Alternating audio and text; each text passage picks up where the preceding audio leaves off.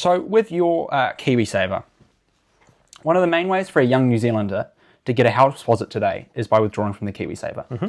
Your KiwiSaver policy makes 6% of every pay for both the employee and employer contribution compulsory and explicitly bars withdrawing it for a first time.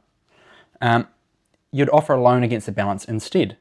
So for our generation, would you say this would you say this policy is built for us? And aren't you removing one savings tool that we can actually use to buy a house and handing us more debt in its place? I'd argue that the best thing we're going to hand you is a residential property market that comes down between 10 and 15%. Okay. Like what's the average? I mean, even now my KiwiSaver kind of sucks. Like the average KiwiSaver, I believe, is about 60 grand. Right. Like, what would you rather have? Early access to your KiwiSaver, which is maybe, at your guys' age, 30 grand, maybe. As a down payment on a home that's worth $1 million, right, or a home that's worth $800,000. I mean, that's fair, but why lock it away?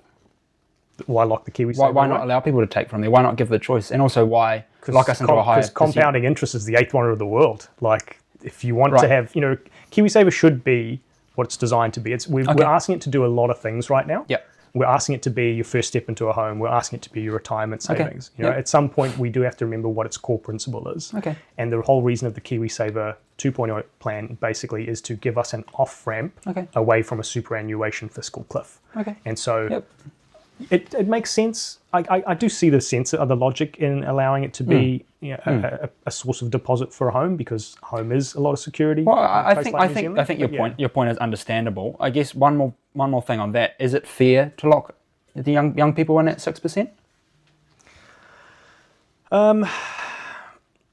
It works in Australia. Yeah. Okay. Yes. Yeah.